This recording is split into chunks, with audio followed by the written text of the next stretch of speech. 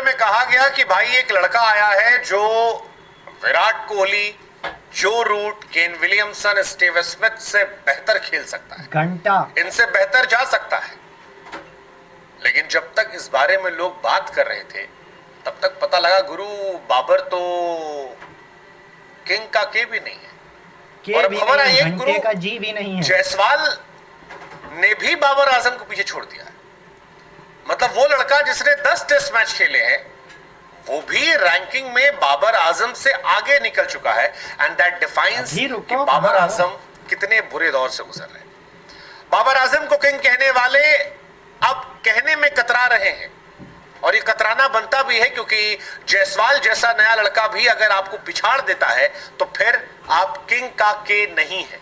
बिल्कुल नहीं है, घंटा ही है। रोहित ये सब कई बार खेलते हैं, कई बार नहीं खेलते, लेकिन बाबर आजम वो खिलाड़ी हैं जो सारे टेस्ट मैचेस खेलते हैं, सारे वनडे खेलते हैं, सारे T20 खेलते हैं, अंडू झंडू सारी टीमों के सामने खेलते हैं। कई बार पाकिस्तान में उन पर आरोप भी लगा, कई बार आमिर जैसे खिलाड़ियों ने भी कहा कि दुनिया के बड़े बल्लेबाजों और बाबर आजम में अंतर यह है कि बड़े बल्लेबाज छोटी टीमों के सामने मैचेस छोड़ देते हैं, वो बड़ी टीमों के सामने जाते हैं।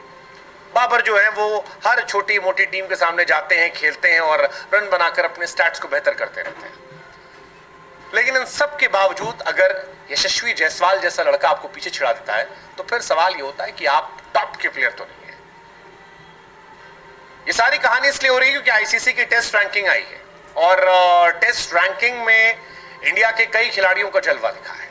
रोहित शर्मा, विराट कोहली, जायसवाल, ये सब वहां पर जलवा जलाल किए। लेकिन जो बड़ी खबर बनी वो थी बाबर आजम के बहुत बड़े झटके को लेकर। बाबर आजम फिलहाल 9th रैंक पर पहुंच गए हैं। मतलब आप विराट कोहली से तुलना छोड़ दीजिए, आप रोहित शर्मा से तुलना छोड़ दीजिए, आप तुलना कीजिए जायसवाल से, और जायसवाल भी इनसे आगे है। गिल से करो। टीम इंडिया की तरफ से सबसे जबरदस्त जलवा जायसवाल से रोहित शर्मा का है। रोहित 6 पर है। जायसवाल की बात की जाए तो वो चढ़कर 8 पर पहुंच गए हैं और बाबर जो है वो उनके बाद आ गए। यही सारा सवाल शुरू हो रहा है कि यार कहां कंपटीशन चल रहा था, Joe Root, Kane Williamson, Rohit Sharma, और कहां पर आप ढुलकते ढुलकते ढुलकते ढुलकते 9th पर आ गए, और वो भी तब जब आप अपने घर में बांग्लादेश के सामने और इधर उधर मैचेस खेल रहे हैं। आईसीसी की टेस्ट रैंकिंग में फिलहाल जो रूट जो है वो टॉप पर है। रूट की जड़ें बड़ी मजबूत है। बीते कुछ सालों में फैब 4 में सबसे ज्यादा अगर किसी क्रिकेटर ने अपने आप को इंप्रूव किया है तो वो जो रूट है, इसलिए वो टॉप पर है। जो रूट के बाद जो खिलाड़ी सबसे ज्यादा अपडेटेड है वो नाम है केन विलियमसन, तो वो दूसरे पर आ गए। न्यूजीलैंड के ही डैरिल मिशेल 3 पर है। हैरी ब्रूक इंग्लैंड से अपनी छलांग ऊपर लगा रहे हैं, वो फिलहाल 4th पर आ गए। स्टीव स्मिथ जो है उन्होंने 5वीं पोजीशन बना रखी है। रोहित शर्मा 6ठे पर आ गए। 7 पर जायसवाल है, 8 पर विराट है। अब सवाल यह है कि यार कहां विराट कोहली से कंपटीशन था, कहां रोहित शर्मा से कंपटीशन था, जो रूट से कंपटीशन था, केन विलियमसन से कंपटीशन था, स्टीव स्मिथ से कंपटीशन था। लेकिन इन सबको हटा दें तो बाबर आजम, हैरी ब्रूक और जायसवाल जैसे खिलाड़ियों के सामने भी एग्जिस्ट नहीं करते हैं। इसकी वजह भी है पिछली 14 पारी में बाबर आजम ने एक भी अर्धशतक नहीं लगाया, चाहे वो ऑस्ट्रेलिया के सामने मैचेस हो या फिर बांग्लादेश के सामने मैच हो। हाँ, पाकिस्तान के लिए कोई खुशखबरी आई है तो वो खुशखबरी है रिजवान के तौर पर, क्योंकि आज तक की हिस्ट्री में पाकिस्तान का कभी कोई विकेटकीपर टॉप 10 में नहीं था।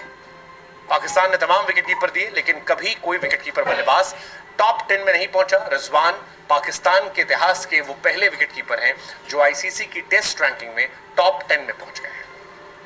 ये उनके साथ एक एडवांटेज हुआ है। सही है। जायसवाल खुश होंगे, 7th पर है, 740 रेटिंग है। विराट कोहली जो है वो 8 पर है, 737 रेटिंग है। हालांकि विराट काफी ब्रेक लेकर रह चुके हैं। विराट और जायसवाल और रोहित जब बाकी मैचेस खेलेंगे तो शायद और ऊपर जा सकते हैं।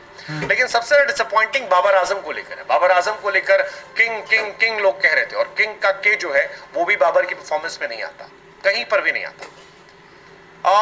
गेंदबाजों में अगर बात की जाए तो T20 की लेटेस्ट रैंकिंग में उसमें एंड्रिक सबसे ज्यादा नुकसान पाया है, 4 रैंक नीचे आकर 6 आप गए हैं। शाहीन शाफरीदी को बड़ा नुकसान उनको भी तगड़ा नुकसान हुआ है, वो भी काफी नीचे गए हैं। शाहीन शाफरीदी टेस्ट रैंकिंग की बात की जाए तो 2 स्थान नीचे गए हैं और फिलहाल वो 10th रैंक पर पहुंच गए। शाहीन भी नंबर 1 का ख्वाब देख रहे थे, लेकिन धीरे धीरे गिरते गिरते चले गए। पाकिस्तान, जो अक्सर हिंदुस्तान के गेंदबाजों का मजाक उड़ाता है, वो ये जानकर हैरान होगा कि इंडिया के 3 गेंदबाज फिलहाल टॉप 10 में हैं। इनफैक्ट नंबर 1 बॉलर जो वर्ल्ड के हैं टेस्ट क्रिकेट में, वो भी इंडिया से, रविचंद्रन अश्विन। बुमराह और हेजलवुड ये दोनों नंबर 2 पर हैं और रविंद्र जडेजा 7th रैंक पर है। यानी चाहे बल्लेबाजी की बात की जाए या गेंदबाजी की बात की जाए, दोनों जगह पर इंडिया का डोमिनेंस जो है वो पाकिस्तान के मुकाबले कहीं ज्यादा है। भारत के बल्लेबाज पाकिस्तान से बेहतर सिचुएशन में है, भारत के गेंदबाज पाकिस्तान से बेहतर सिचुएशन में है। भारत से नंबर 1 वर्ल्ड का बॉलर मिल रहा है, ऑलराउंडर में भारत पाकिस्तान से कहीं ज्यादा आगे चल रहा है, और जहां तक बल्लेबाज की बात है तो वहां पर भी 6th, 7th, 8th रैंक जो है वो इंडिया के बल्लेबाजों के पास है। एंड वी एक्सपेक्टिंग कि अगले जो 10 टेस्ट मैच इंडिया को खेल रहे हैं, उसके बाद हमारे कई खिलाड़ी ऐसे होंगे जो टॉप 5 में जगह बनाएंगे। चाहे वो रोहित शर्मा की बात की जाए जो 6th रैंक पर है, चाहे वो यशस्वी जायसवाल की बात की जाए जिन्होंने आते ही वर्ल्ड क्रिकेट में अपना जलवा जलाल कर दिया और 7th रैंक पर पहुंच गए, या फिर बात कर ली जाए विराट कोहली की, जो खामोश है, लेकिन कई बार कहा जाता है कि ये शोर के पहले वाली खामोशी है जो परेशान करेगी। लेकिन असली क्वेश्चन जो है वो है बाबर आजम को लेकर, कि बाबर आजम का कहां कंपटीशन विराट कोहली से था, फिर कंपटीशन शुभमन गिल से शुरू हुआ।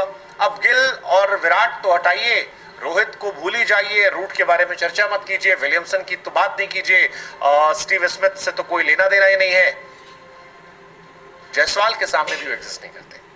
सवाल ये, क्या बाबर आजम की फॉर्म लौटेगी? क्योंकि बीते 3 सालों में बाबर आजम सुपर फ्लॉप रहे, जो कहा जाता है दिस शैल टू पास। बाबर आजम ने विराट को कहा था, अब शायद विराट कोहली और टीम इंडिया को बाबर आजम को कहने की जरूरत है।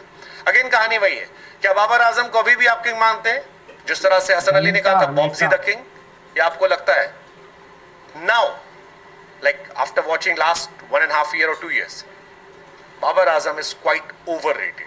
What's it? लिया गाइस, बाबर आजम की ये दशा हुई पड़ी है, जो कि एक कल के बच्चे जायसवाल से पीछे छूट चुका है।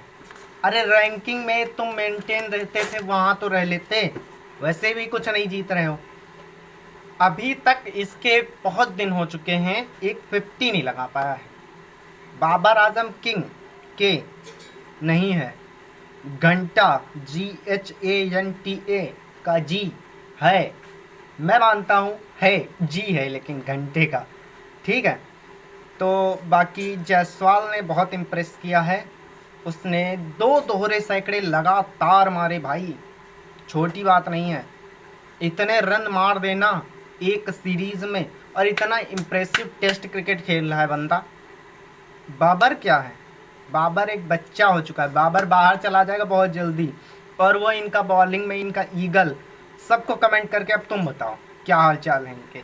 मिलते हैं अगली वीडियो में, तब तक के लिए बाय बाय, जय Hind, take care, bye bye.